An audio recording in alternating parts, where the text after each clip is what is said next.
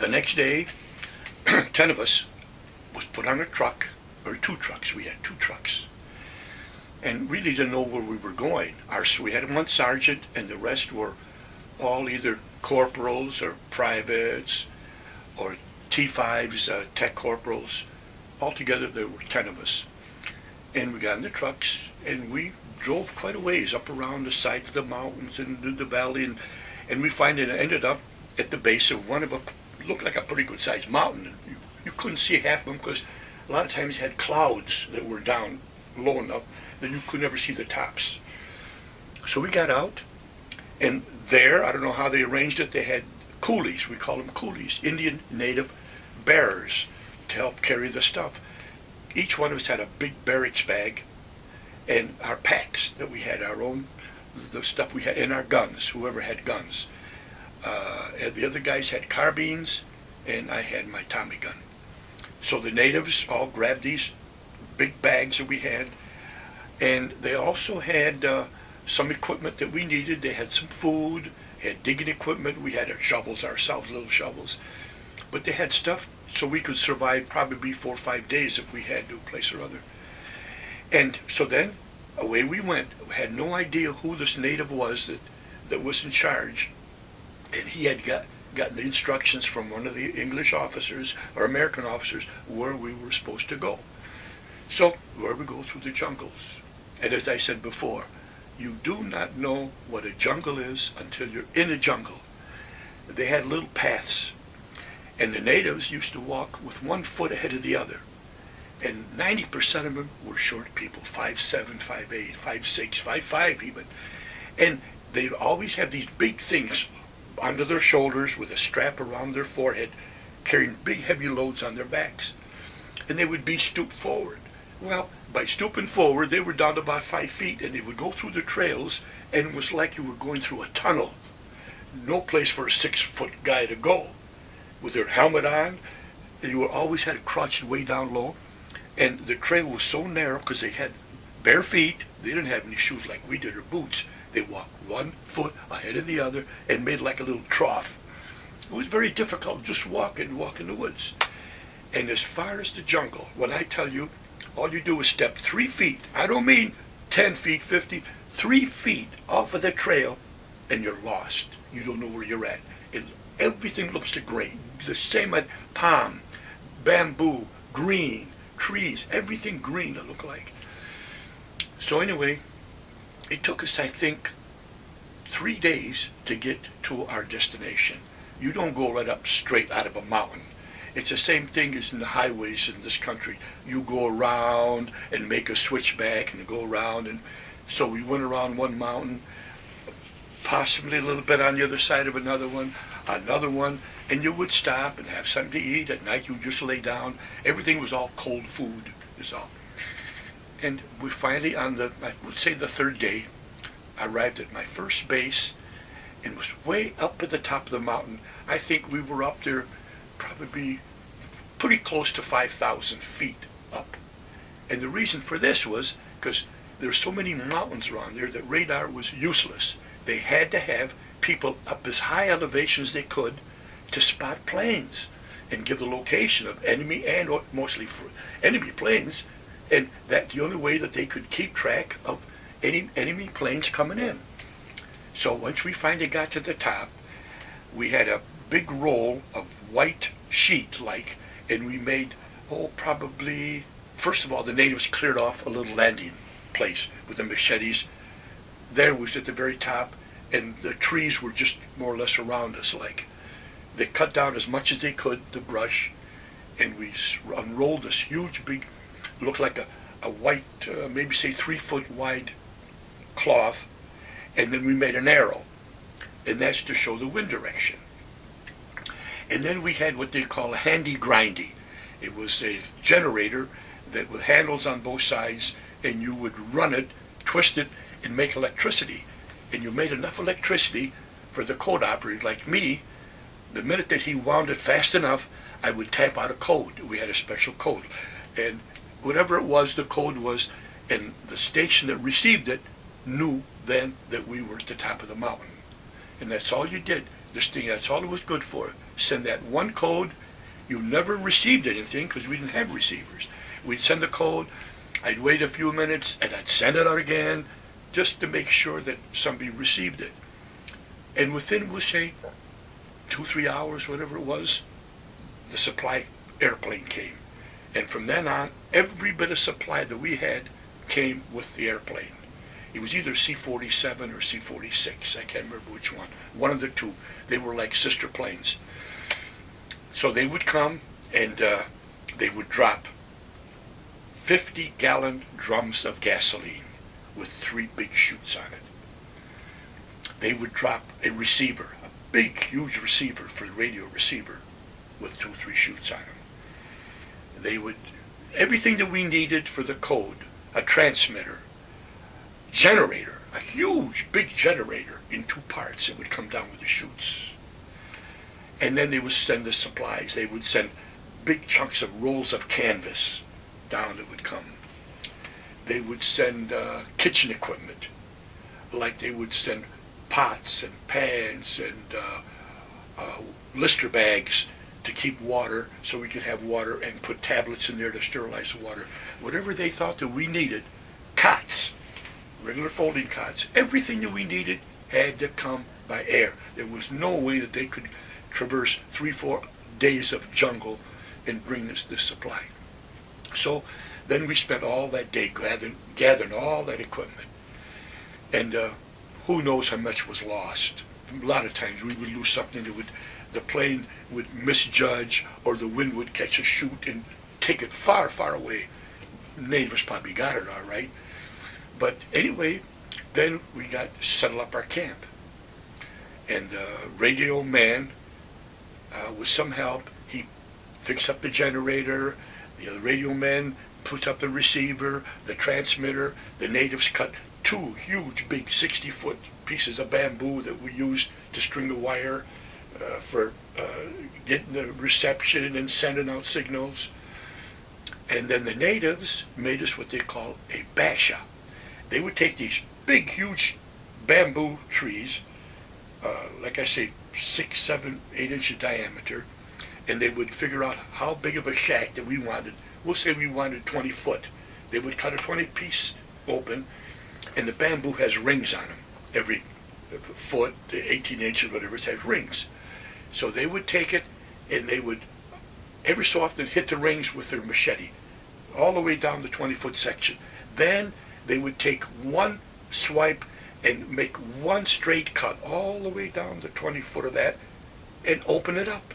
And where they had cut those rings, the thing would bend.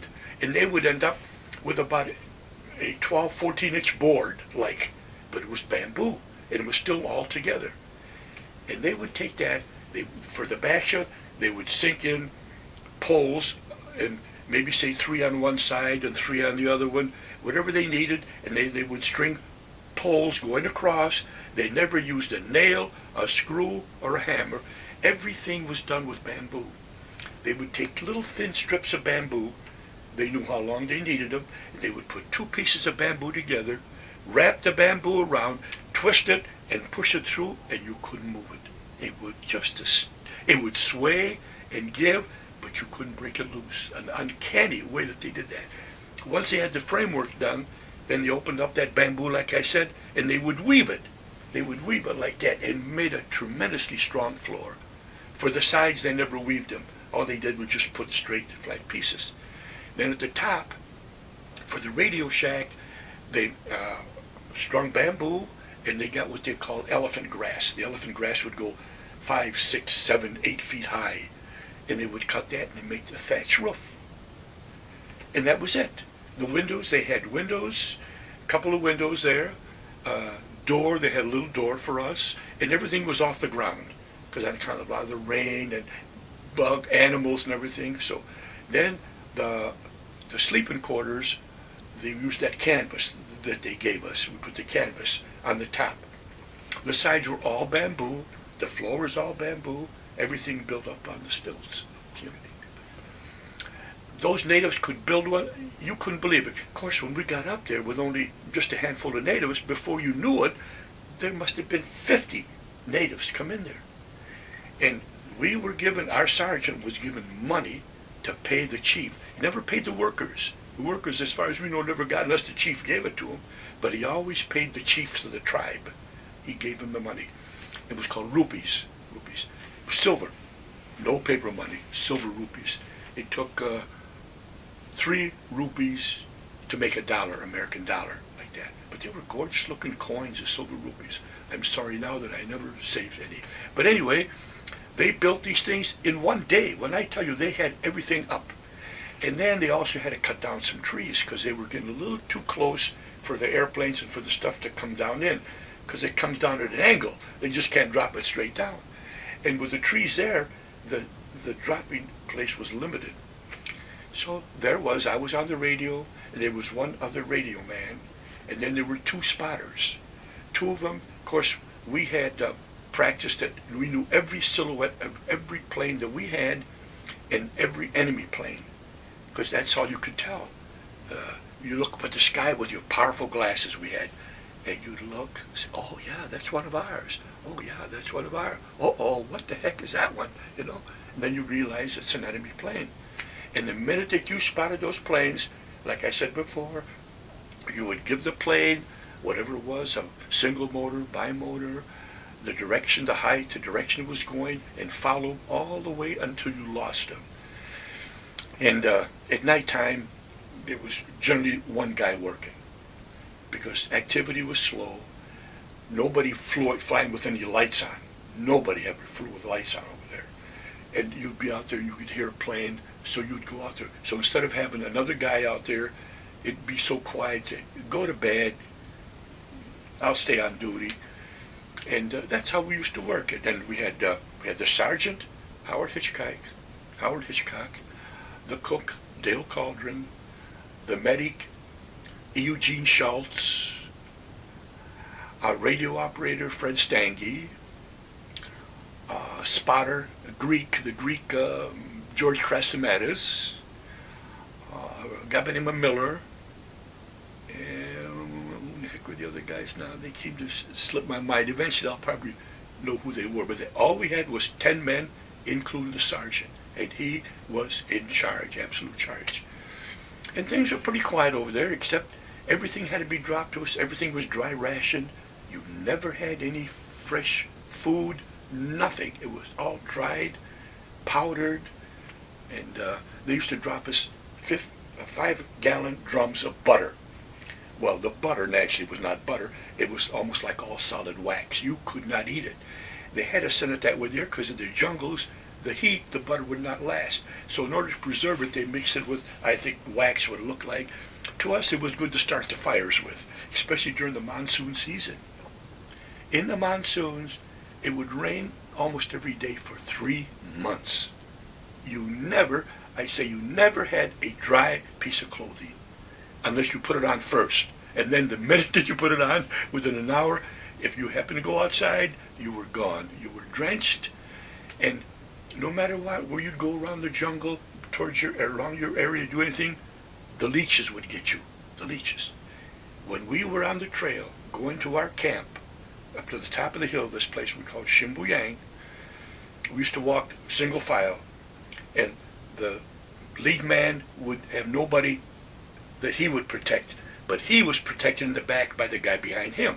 The guy behind him protect him, and would go on to the last guy. The last guy didn't have anybody to protect in the back, where the leeches would come down on his neck, or his back of his head, or anything. So after we had a certain limit, then they would change position. The rear man would get up in the front, and then that guy could spot him and see if he had the leeches. And that way we would protect ourselves with the leeches, because they would come onto you, and you would never feel them. Never. We used to experiment afterward. How can these leeches get on you and you don't feel them? And you could get a leech, put it on your hand, on your arm, and look at him, and he would crawl front to back, front to back. All of a sudden he'd find a spot that he liked, and you knew he was digging into your hand. He was digging in to get your blood. You could not feel him. He must have injected some kind of a, whatever it was, chloroform or whatever, I don't know what. Next thing you know, the son of a gun was sucking your blood. He was probably thinner half of the size of a pencil. Next thing you know, he was the size of a pencil. If you left him there long enough, he could get the size as your thumb, sucking your blood. Well, they warned us, though, don't ever try to pull him off, because there's whatever has the teeth or whatever it was will be embedded into your skin, and you're going to get what they call a leech ulcer, which is very bad. It can get horribly inflamed. The best thing to do, if you have any kind of mosquito repellent that they used to give us, douse him with that. And he'll still fight. He'll still hang on, and the rest of him will wiggle like crazy, trying to shake it off. Eventually, he'll fall off. Or if you're a smoker, get a cigarette and get to light it in and put it on the rear end of him like that. And eventually, he'll come off. And there was everything over there you had to watch out for. Snakes, but we never really saw the snakes there. But the leeches were probably our biggest problem, and the dampness. Like I said, damp, cold, no matter what. I can remember one time, next thing you know, it was starting to rain. What the heck? Oh, okay, we had a lot of rain. All of a sudden, big storm came. The rain came down so hard and so fast. You look up there, and the wind took the whole complete tarp right off of our sleeping bag shut. Whipped it. All you could look up there, and there was rain hitting in the face. So the guy hollered. He said, we're into a tornado or hurricane or something. Let's get over into the middle of the drop area where there are no trees. Because where we're here right now, you could hear trees crashing already. The storm and the wind was breaking down the trees. So even the guy with the Radio Shack, everybody, the sergeant says, everybody get to the drop field. In the drop field, we used to have a little teeny shack for shelter. And when we got there, 10 guys tried to get in there, and there were natives in there already. And I'll tell you, and just going from the Radio Shack to the center of the drop field, which was probably 100 feet away, you couldn't breathe. The lightning was so intense, like the nitrogen or something, you couldn't breathe. You had to hold your hand over your nose and your mouth and breathe, because otherwise you'd be sucking in water. That's how powerful the rain was. It really in sheets, like you were walking through water. And already you were splashing in water over your ankles. And so there you were, you go, hold yourself like that, get into the field, and you get the lightning, boom, wham, trees falling all over the place. Well, it lasted, we don't know how long, It seemed like it's forever. Finally it quit, calmed down, and we still huddled there. Pretty soon dawn came up, and like we were high enough that the clouds were way below us, a lot of clouds below us, but you could see the damage around us, trees. Our antennas were down, half of the Radio Shack was down, our kitchen was completely demolished, we lost almost everything, the antenna was down. Oh my gosh, we were in bad shape, really in bad shape.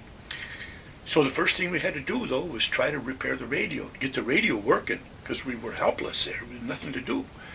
And with the two radio men that we had, and who else was around, they erected the poles back up, and we could send out. We couldn't receive. The guy could send out. He said, I think we're getting the signal going out. So he sent the signal that the storm that we had, in awful shape, and that we needed parts. There was a part that he knew that was busted from the receiver part. So who to go down? We had to send somebody down. So they got this guy, his name was Robinson, another guy, man. We called him the G-Man, because when he was at home, he'd worked for the garbage collection business, so they called him the G-Man. And he said, I'll volunteer. He was probably the strongest guy there, big farmer, big husky boy, strong. And they give him one of the coolies, and they sent him out. They sent him down. And we kept radioing, man coming down, we need this, we need this, we need this. So the guy went down, and he was gone almost a whole week before he came back up again. When he came back up, he was in terrible, you didn't think it was the same guy. He looked gaunt, like a person that lost blood and been sick. And he was almost feverish, like, what's the matter? And he had leeches all over him. When I say all over him, he had leeches all over him. And he had this package in his backpack, the part for the radio. In fact, he had 2 or 3 different other parts of radio. So he was soaked to the skin. We got him into the radio shack, or into the shack, the kitchen. They had the fire. We had the fire going, try to dry things off. And I remember him taking off his clothes. He was trembling, shaky, you know. And the sergeant got him a blanket, and he took off all of his clothes. Penis. And he was leeches. When I'm telling you, he had this back leeches. The guys were putting the stuff on, cigarettes alive, taking them off, and he just stood there shivering by the fire, trying to keep warm. He looked down. Oh my gosh, there was a leech going into his penis. You could just see the back end of it sticking out. He cried, he screamed. Well, naturally, anybody would scream. He reached over and he grabbed and he held tight, and the guy got the cigarette thing and he put it onto him. The leech didn't seem like it wanted to let go. It just kept wiggling. So there was a guy grabbed a hold of it very gently, not to pull, and the guy with the cigarette lighter back there, or mosquito repellent, I forget what it was, and without pulling, finally got that leech to come out. See, like that. Then he told us the hardship that he had going down. There were places where they were going up there, the rivers were only a little creek, 2 feet across. They were roaring rivers.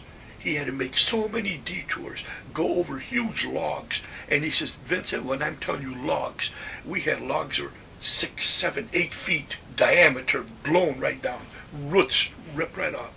And the same way coming back, he had all that hardship all coming back all by himself. See? So anyway, we got the radio repaired, got back in business, and then the airplanes eventually, when they could. There were times the planes would come over and they couldn't drop because they couldn't see us. It was either the clouds or the rain or whatever happened, they couldn't see us. And we didn't signal to them or nothing. You don't signal. You don't send signals, you have to. And we could hear them overhead. Next thing they drift away, and they would come back and drift away and come back. Then eventually they would be run out of gas. They had to go. So there were times we were waited 2, 3, 4 days to get a drop. Yeah. But eventually we did get drops, and we got more or less back to normal. And so anyway, like I said, we were up there 11 months and never had a fresh piece of meat except for a Christmas. When it came Christmas, we wanted to celebrate. So we got one of the natives and talked to him, and he gave us a couple of his chickens, and we give him a couple of shoots. The shoots were worth $50, $60 at least for these 2 chickens that looked like big crows. And our cook was a good cook, and he tried to fix those chickens. He doctored them up. He put anything he could to them like that. When it came time to eat them, nobody could chew them. They were just like shoe leather. And that was our fresh piece of meat. Okay. In the meantime, around there, they had what they called a barking deer. They're very small deer, about the size of a greyhound. And they would make a noise that you could think it was like maybe some type of a dog. Like, I don't know what it was, but like a dog. So we always had the agreement amongst us 10 of us that if anybody ever spots a deer, call somebody else, and both will get out there with their carbines and shoot. It's better to both guys shooting than try one guy and miss. Okay, this one, good idea. One day, one of the natives came, and afterwards we found out, told us Miller, that there was a deer over there. Well, the native, I guess, told somebody else, but in the meantime, Miller took his carbine and down into the jungle he went. Within a few seconds, we heard boom, boom, boom, boom, boom. Quiet. Think, oh, maybe he got him. We went over there. There's Miller looking kind of sorrowful. What's the matter? I missed him. Oh, man. Talk about 9 crazy, mad men. And we got so bad that really they wanted to kill him. We were up there, when I say 10, 11 months, and not a fresh piece of meat. And this crazy guy goes ahead and shoots when we told him not to. Everybody wanted to kill him. And I mean, not just verbally, they really physically wanted to kill the guy. It really got so bad that the sergeant radioed in, and he sent this guy out of there. Because I think that somebody might have killed him. We got that mad. Hard to believe that you could get that mad, but you could, knowing that there was a nice piece of steak or a meat or a chop or something that you hadn't had for months and months and months. Anyway, they sent him down, and meantime another guy came up. And then we stayed there, like I said, I would say easy 11 months. And only one time I saw a plane, an enemy plane.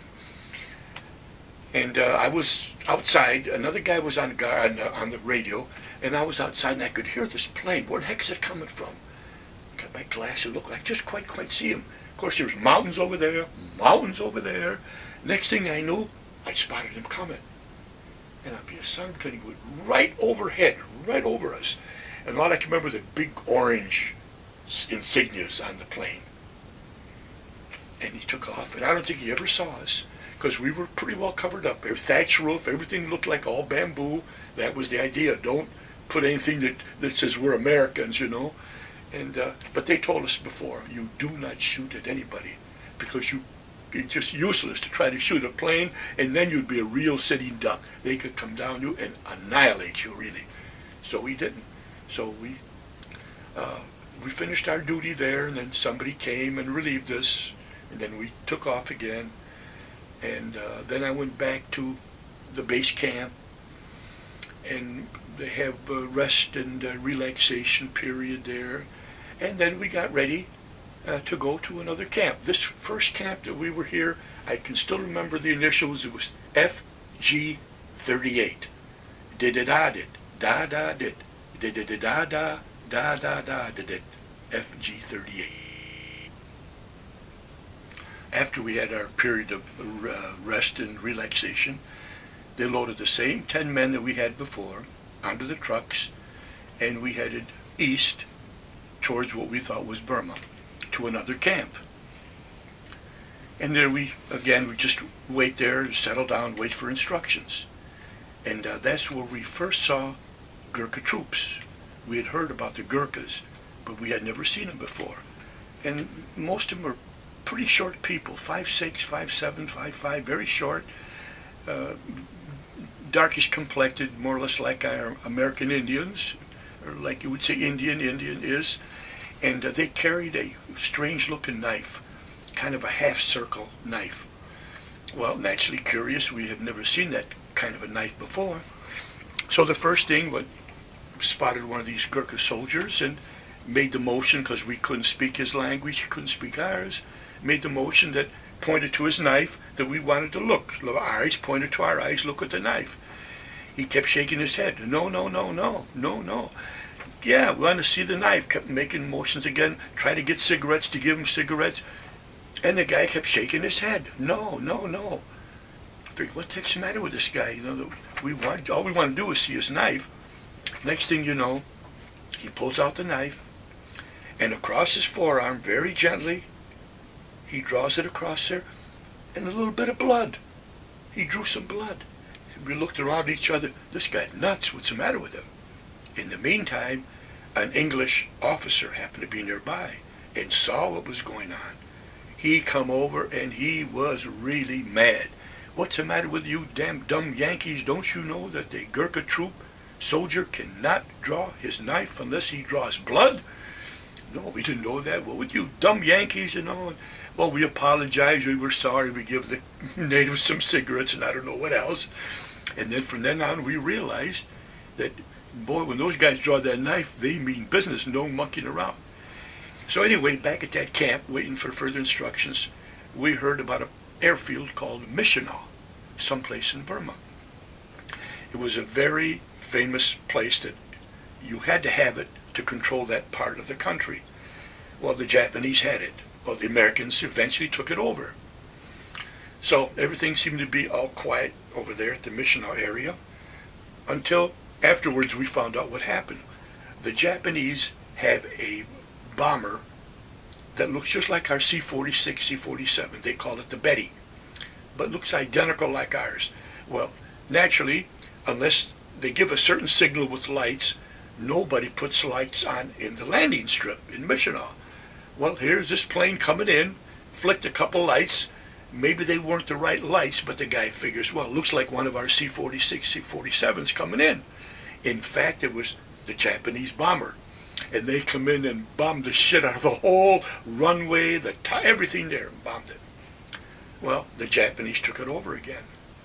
And they held it for a while. Eventually, the Americans took it and then kept it. But that thing traded hands back and forth. So after that was over, I don't know how, I can't remember exactly how long we were there. They put us on trucks again, and the same old thing. We got the natives, and we would go around a part of a mountain, another side of another mountain. This time ended up, I think just 2 days, we were at an elevation pretty darn close to 6,000 feet. And almost every day when you woke up, you could look down 2,000-3,000 feet, and there were the clouds below you, all white like snow. And so we set up a camp just like usual over there. And the idea was that no matter who comes by our camp, the natives treat them with respect, give them whatever you can to give them. We used to give them cigarettes, we used to give them rice, rock salt. They loved rock salt. They would take it in big chunks, then they would smash it up and use it for themselves. We never gave them regular plain salt. And that's what we'd give them, stuff like that. And or some rupees. And when the chiefs showed up of the tribes, nobody would believe it, but we had, looks like a pound of butter, the same shape of the pound of butter, only it was kind of a greenish looking. And that was opium, absolute opium, that the government would buy and give to the American or the chiefs, sergeants, to give to the natives, because they all smoked dope, all of them. Chinese too, the Chinese smoked dope. In fact, there was one time there that we heard that they found a Chinese soldier that had dope on him, immediately executed him. They could have it, but don't get caught with it. It was a thing that was just normal over there. Everybody seemed to have dope.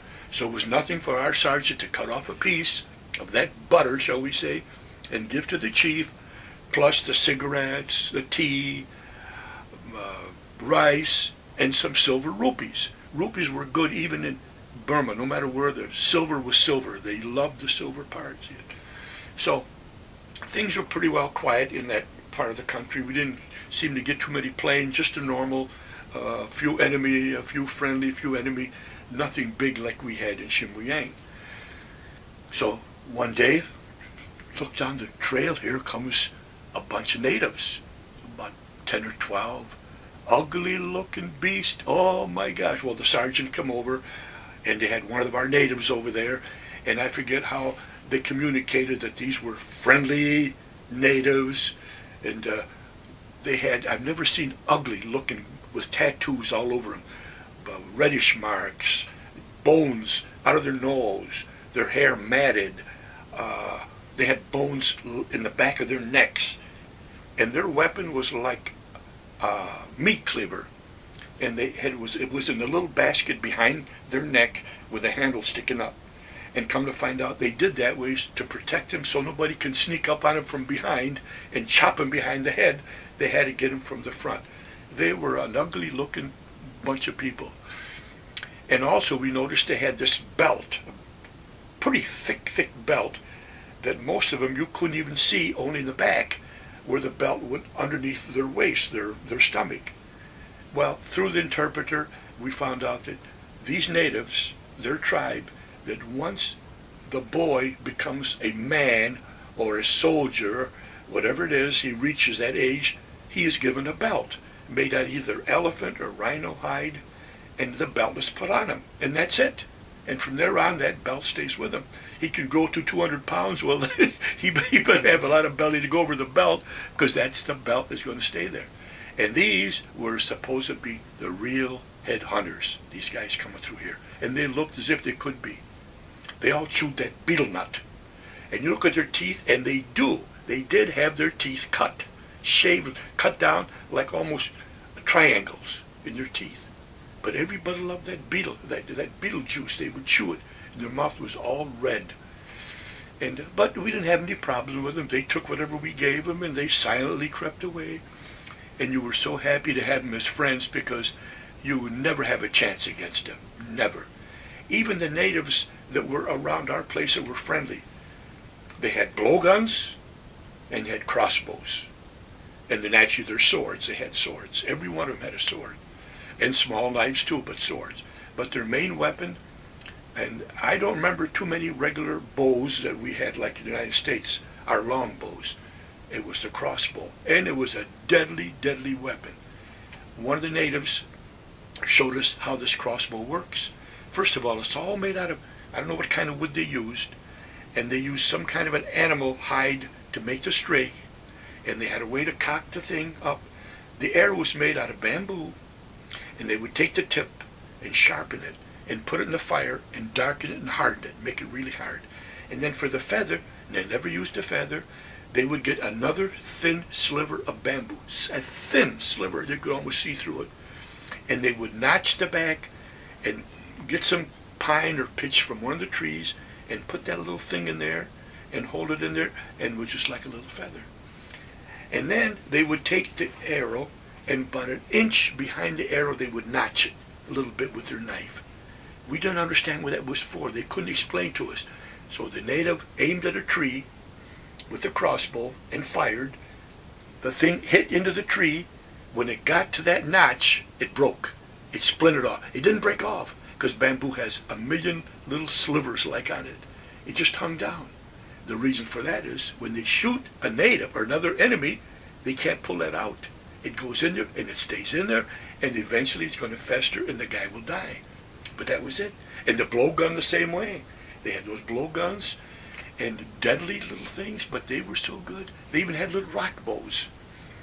I remember the natives, little kids, 5, 6, 7, 8 years old, all had these little rock bows. The bow itself was probably no more than 2 feet long. Everything bamboo. It was a bamboo wood for the part of the bow, and the string was like a sliver of bamboo, kind of thick, and in the center they made a pocket. And in the pocket they would put a little stone.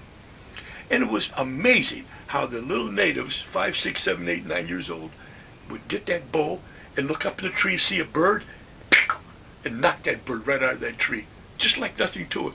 Well, naturally amazed, oh my, how they can do that, how wonderful. Give it to me, I made the motion, give it to me. He gave it to me. I put the stone in there in the little pocket, took a nice aim, shot. Next thing I knew, the stone hit my thumb. You have to flick the bow, flick it so when the stone goes by, it goes by them there. I didn't know that. All of a sudden I screamed and hollered for about a half an hour.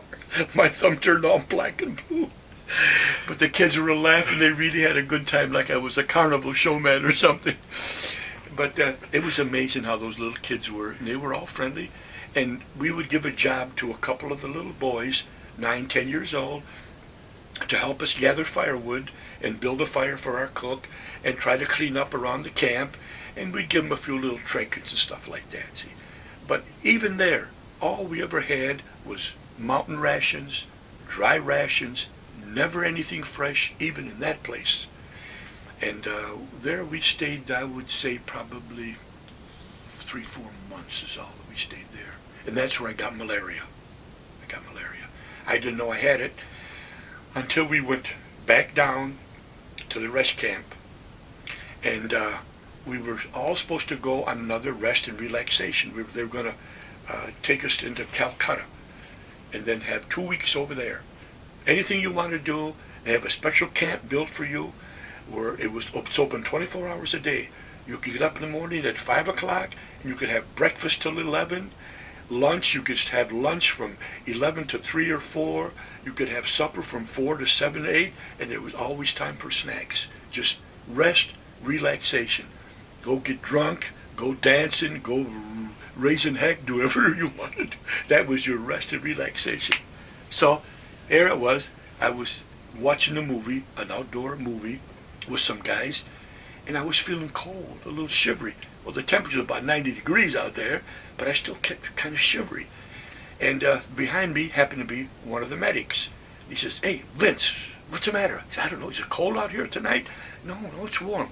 "I don't know. I got the shivers." A couple of seconds later, again shivering. "Hey, Vince, yeah, I just can't," and my teeth started to rattle. I just couldn't keep my mouth closed, but it was so cold, chilled. He says, "Come with me." We left the theater. We went to the dispensary. He took my temperature, and he got right on the phone, talked to the captain. Within 2 minutes, the ambulance was there, picked me up. I had a very high fever, took me right to the hospital. And there they fed me, I don't know, quinine and whatever they give you, and I got terribly sick. I didn't know it right off the bat, but it was malaria, the first. So luckily that prior to that, they had been giving us small doses of Atibrine to if you did get the malaria, you would not get the power of it, that it would lessen the effect. So I always weighed about 180 pounds. I was there 1 week, and I went down to 160 pounds. I couldn't eat. The first 3 days, it was nothing but throwing up one end and going the other end. Thrown up and sick. Couldn't drink, couldn't eat, couldn't do anything. You just couldn't hold anything down. They tried to make me drink a little bit. I'd try, couldn't do it. And I think on the third day, I remember a Red Cross nurse they had going around some of these bases. Red Cross nurse going by, and she looked in. "Hi, soldier." And I guess I feebly said hi, and she said, "Would you like a candy bar?" I said, "Yeah, yes, I would." Come in, and I remember she gave me a Baby Ruth.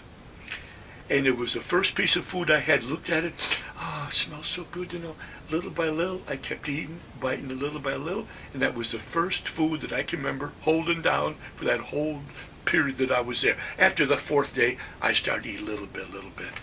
In the meantime, my buddies had all gone to Calcutta. And here's a week has gone by. What do I want to do? I don't care. I want to go meet my buddies. The guy says, "You're not strong enough to really do much mucking around." I said, "I don't care. Down to my buddies." So they flew me down to Calcutta. And I got over there, and they told me where to go, to this place here. I went over there, and the first guy that I saw was Dale Cauldron, our cook. And we were very good friends. He would call me Dago and a Wop, and I would call him Spick and Greaseball. But only us could call each other those names. Anybody else called him Greaseball, and he'd smack him right in the mouth.